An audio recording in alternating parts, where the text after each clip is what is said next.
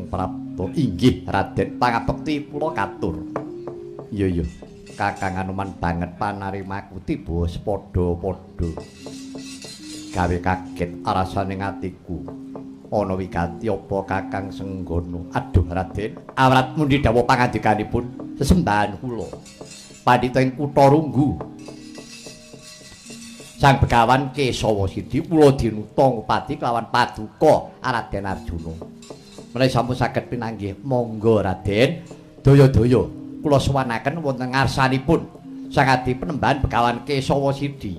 Mengkono Kakang Anoman. Inggih. Iya. Kakang Anoman yen to pancen ngono ayo tak tutke laku jantram.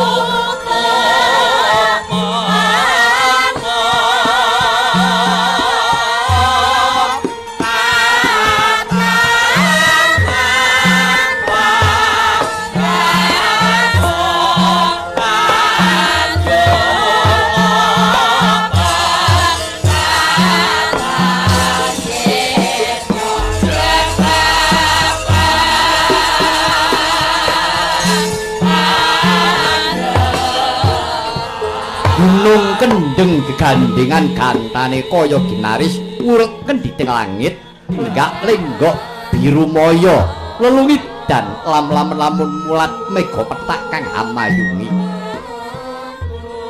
keblat wetan wana pejaten imbang kilen sabenan sisih ler pinatesan tegam yang aren-aren dinemang mangidul ngungkang jurang anjok segoro peksi-peksi gumyak mamurahan pating carwet cacari wis muceh mencok ing kekayon mricik swara pancuran lamun pancinjang sagadu ing paningal pinajaran cayaning sang blang arka dahat pating galbidar sunaring toya grujugan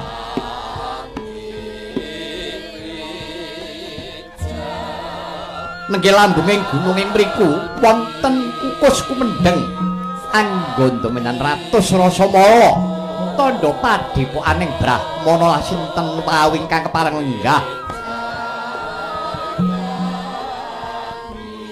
ingkang peparap Sang Kesawa Sidi Pandhita Wasripating kagungan utus saliring kawruh.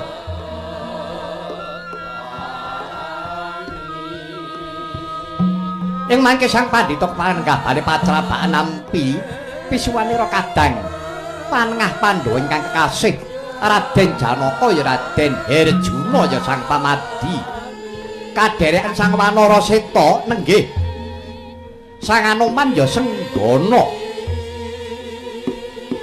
mesem jroning penggalih sang Brahmana dupi mulat Pratanira sang binagus tebing awit celak sansaya rinaketake lenggahe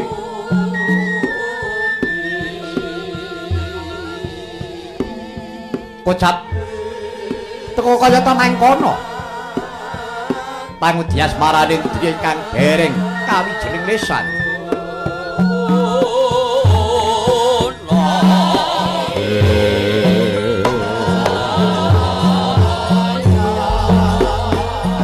sidam sekaring bawana langgeng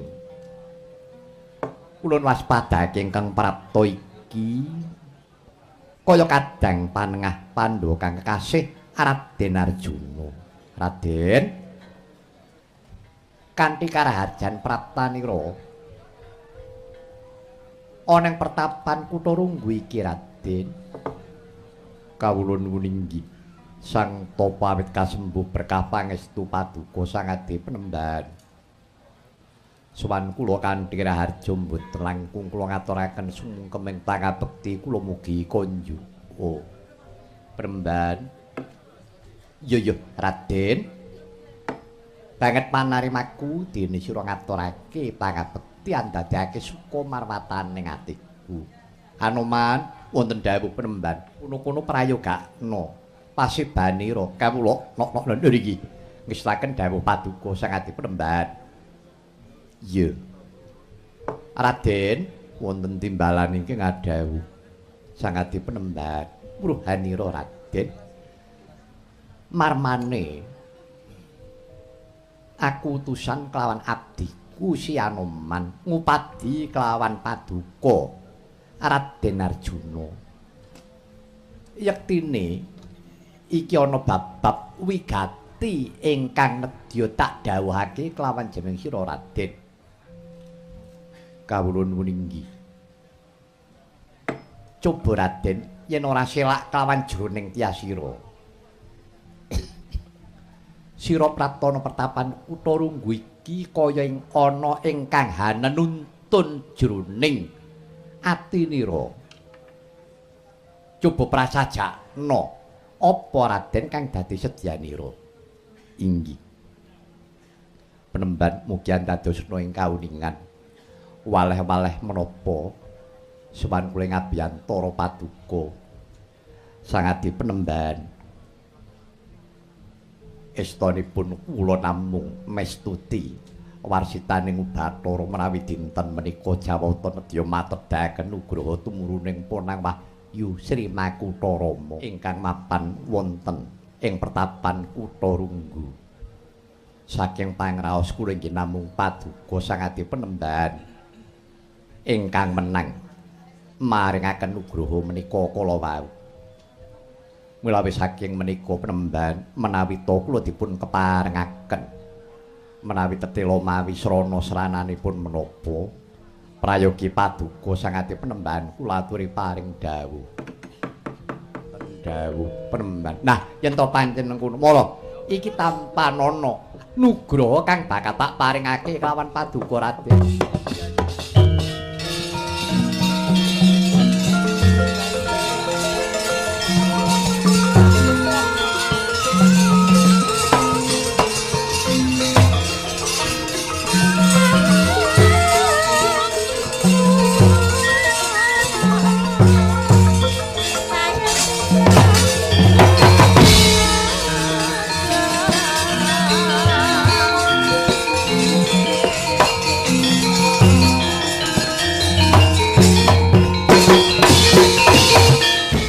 Iki kang nedya tak paringake kelawan paduka Raden Arjuna.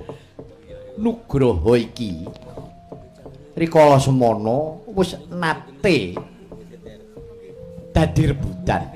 Nah, dina iki wis ana panguwasaku iki bakal tak paringake kelawan kowe. Raden Arjuna Tampanana Janaka.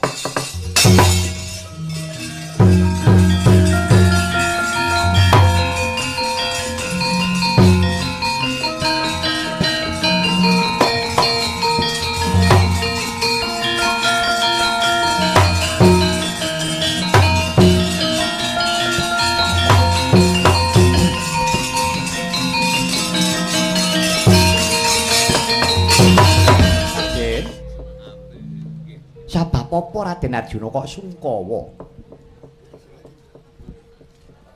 Aku rila legawa lair terus ing batin nggonku peparing kelawan paduka Raden Arjuna. Tampanana pusaka iki Raden. Mboten premban prayogi pusaka menika kula aturi namakaken dumateng jaja kula kemawon. Pedah menapa kula nampi pusaka menika? Ibaratipun namung badhe ndheder dosa, badhe netelaken kawibawaning kasatriyan kula. Kula ngertos pusaka menika pusakanipun kadang kula sepuh Kakang Prabu Basukarna ing Awangga. Kula sampun trimah penemban. Kula mboten gadhahi pusaka menika. Kula sampun rila gawa lair sing batos. Menawi ta nugraha menika ingkang paduka paringaken dhateng kula sampun monggo penemban kula aturi namakaken kemawon dumateng jaja kula pejah kula lampahi penemban.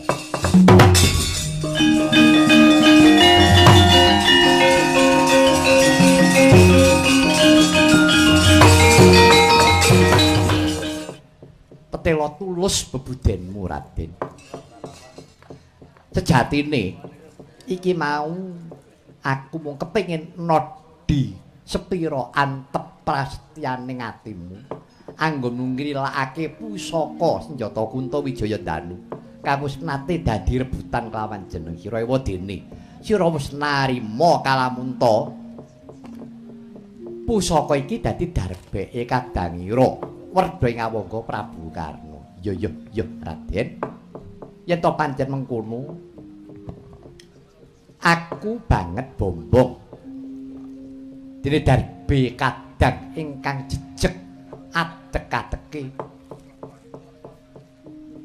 wis pesthine jeneng sira Raden antuk kanugrahan rikala semana sira wis antuk wejangan Astabrata.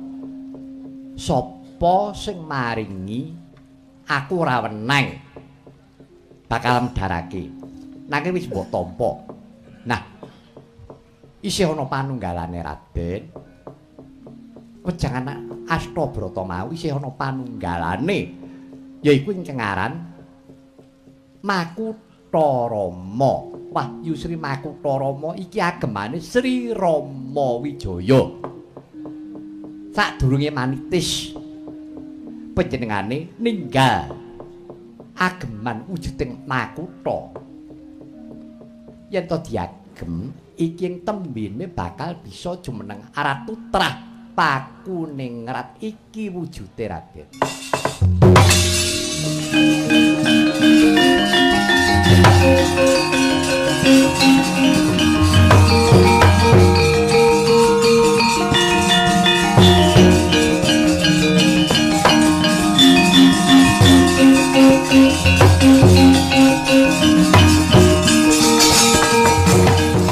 Kepriye Raden saka pamawasmu? Aduh peremban bingeng manah kula tanpa pepindhan sak sampunipun paduka sangati penemban maringaken wujuding Makutha Kencana ageming Sri Rama Wijaya nguni. Ya Raden, iki ora bakal takon ngagem ana ing mestakanira kang kasat netra. Iki bakal manunggal ana jroning sanubarimu jalaran iki mung minangka pralampita yen to iki Wahyu Ratu. Mekaten peremban. Iya. Meningna ciptamu menepna rasamu bakal tak papanake ana jroning angganira Raden.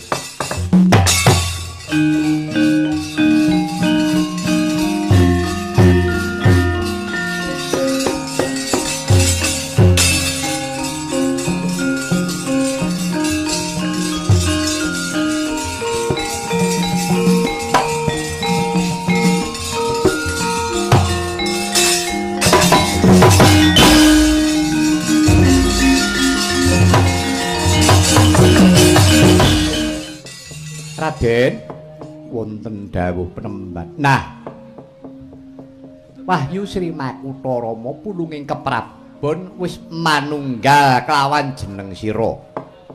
Nanging wanti-wanti dawuhku Raden Burhanira. Nadyan sira wis antuk wahyu Kanarendra tegese wis entuk wahyu ratu, kowe aja ngarep-arep jumeneng dadi ratu. Aja cuwa rasane ngatimu lho Raden. Narik kowe ngarep aku wis paring dawuh nadyan sira kedunungan wahyu ratu kowe aja ngarep-arep jumeneng ratu. Tegese ibarate wong nandur aja mbok unduh dina iki karben anak putumu besok sing bakal ngunduh. Iso nampa pengendikaku?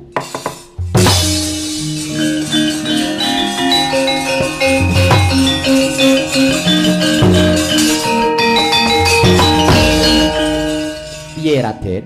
Inggih penemban dawuh paduka kula tampi kanthi bingaing manah kula. Sinaosa kula mboten jumeneng Narendra, kula mboten kepengin badhe nyepeng keprabon. Namung ing benjang turas kula sinten kemawon ingkang kelampahan jumeneng Narendra. Lah rak ngono Raden. Lah yen wis pancen mengkono, saiki aku njaluk senjata pitulung. Pusaka iki balekno menyang sing kagungan. Balekno marang Kang Raka Prabu Karna lan aku kelawan Anoman jalukno pangapura kelawan Prabu Karna. Mekaten penemban. Iya Raden. Penemban menawi tetela mekaten dawuh paduka. Keparenga nyuwun tambahing berkah pangestu lumaing sen. Ya, ya Raden. Lalu sen tak bebakali ya Raden.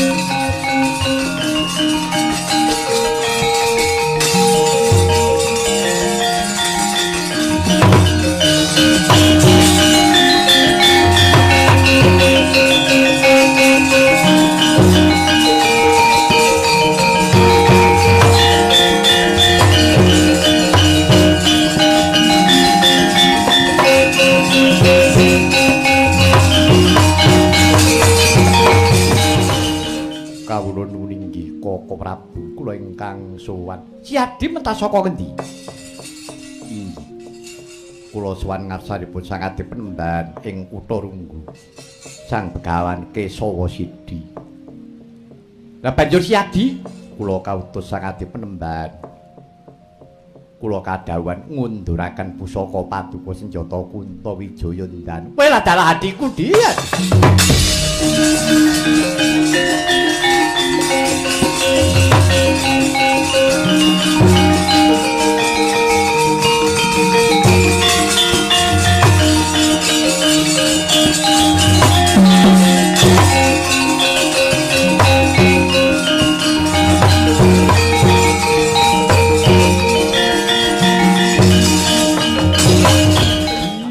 Adik Arjuna. Ya. Semono gedene katresnanira marang pun Kakang Ngawangga Yayi. Inggih kajawi saking menika Koko Prabu Sang Adi Penemban Begawan Kesawa Sidi Mewah Anoman nyuwun pangapunten sedaya kalepatanipun. Ya Yayi. Gedhe pangapuraku. Apa meneh marang Begawan Kesawa Sidi lan Si Anoman. Jroning atiku wis legawa sawise pusaka senjata Kuntawijaya Danu wis bisa bali lelantaran Siadi. Ya, Yayi. Muga-muga Siadi lestariya nggonira jumeneng dadi satriya tansah anjayeng bawana ya, Di.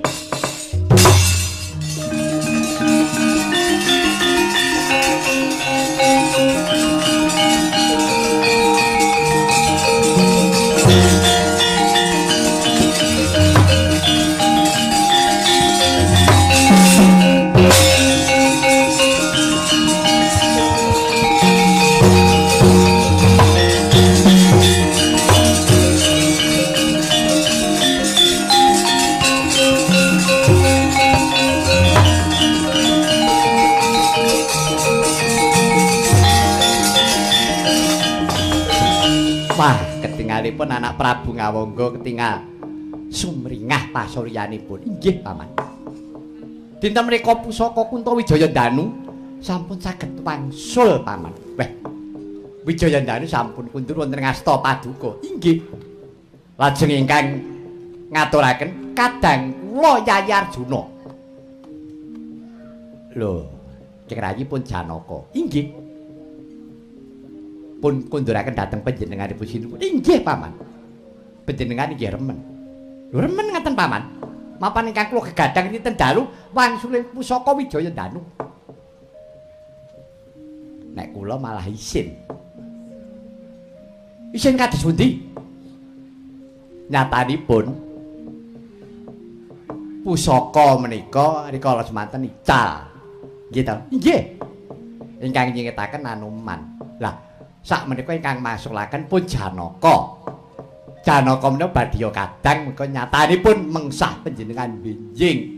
Lah kok panjenengan kersa nampi menapa mboten nampek Pedana Paduka ngilani jaja panjenengan. Nek kula kados ngaten, kula iki mboten trimah. Lha kersanipun? Kersanipun terus pundi? Menawi kula badhe kados pundi ki mawon. Tetep Janaka menika ngilani dadanipun Prabu Karna. Oh, ngaten. Inggih. Paman Sengkuni kula wonten dawuh, yen kula manut sampeyan. Yen kula manut kali ucap sampeyan, ora slamet uripe Karna. Jalaran menapa? Ngestina mboten tentrem mriku mergo enten sampeyan niku. Pun ajeng napa? Ndak iki. Kanca nek rakur iki piye iki? Pun sampeyan ajeng napa? Kula kedarang-darang ngeten iki rumiyin ingkang gadhah pemanggihan nggih sampeyan. Menan matur kaya Yayi Prabu Duryudana. Pun Ngawangga kemawon ingkang pun utus dhateng Kutha Runggu. Kula pun nglenggana. Golek wahyu niku mboten kudu dibedagal, kudu diperkosa ngeten iki mboten. Kudu direwangi tarak brata mati raga ngeningke cipta kanggo pitung siganep. Mboten kaya sampeyan niku. Rina wengi kok mutaca ngicuk-icuk tumindak sing mboten bener. Kula nggugu sampeyan merasa derajate Karna. Ajeng napa sampeyan? Pun, ajeng kangge ukara pripun? Kula mboten buta ompak saking Plasa Jenar. Pun, kula pun mboten buta ompak saking Plasa Jenar, kula pun ngerti watak sampeyan. Nek sampeyan ajeng wani kali Janaka pun mangrampungi dhewe mriko.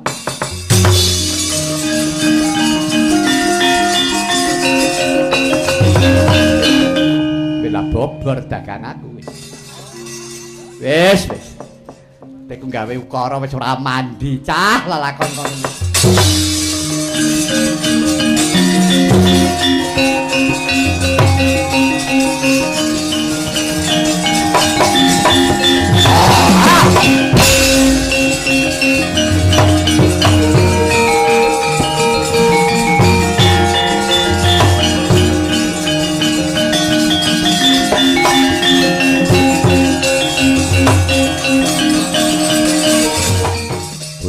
Bujreng boleh selanat setan podo kegujikan.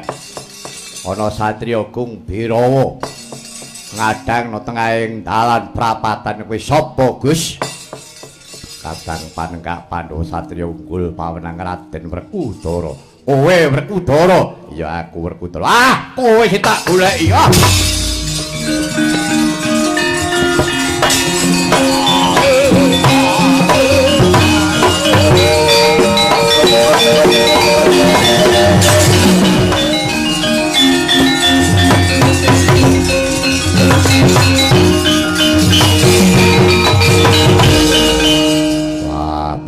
Yen aku Werkudara kuwi jogetan jengklak-jengklek kuwi yaene bareng kober jengklekan ayo sak senengku to jengklek ora wong awakku dhewe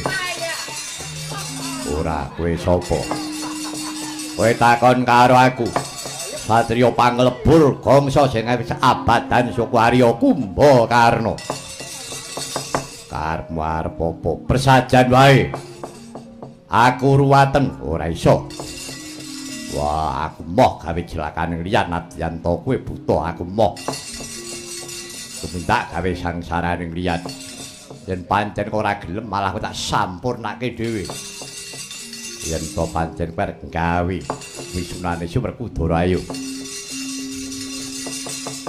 Tandang ana Werkudara. Maju mrenak kokop ketemu maju tak idak suwek telakmu aja takon dosa.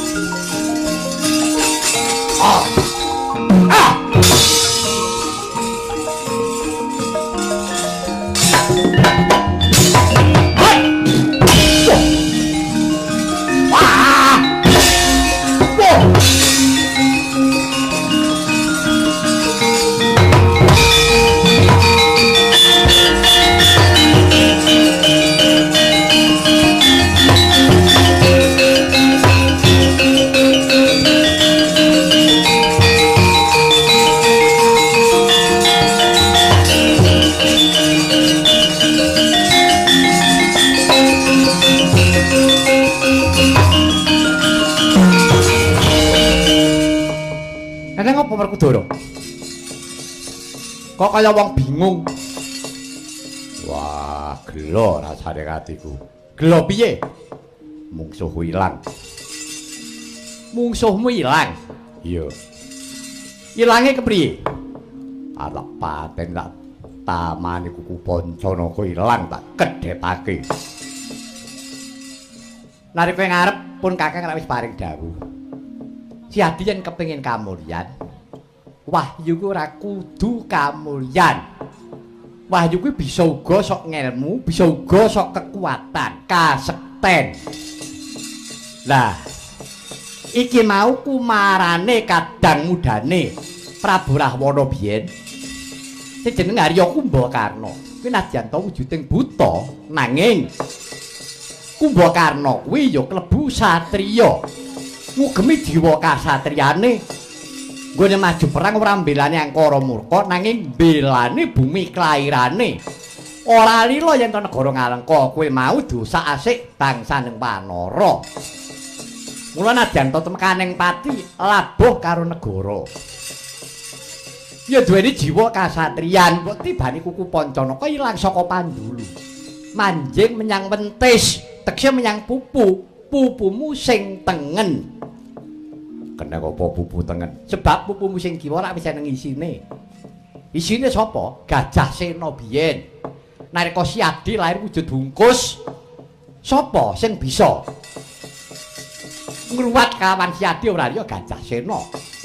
Rikala semono mbok paten mbok sempa gadinge. Gadinge tememplek ana jejempolmu dadi kuku Pancanaka. Terus Gajasena manuksma marang wentismu ingkang kiring. Lah sing tengen dinggone Kumbakarna kuwi mau. Loro-lorone ngatunggal kuwi ya di kekuatan. Wah, mengkono. Ya. Wis arep apa meneh? Meri meneh Kawati Janaka. Pun Kakang ya paring dawuh, persajan wae najan Janaka kuwi mau antuk wahyu ning ratu. Ning ora bakal Janaka kuwi mau bakal dadi ratu mbok menawa besok tedhak turune. Yo. Ngerti sing tak karepake? Yo, aku wis ngerti bagus. Ayo diaturaken ke Sariyayi Prabu Puntadewa.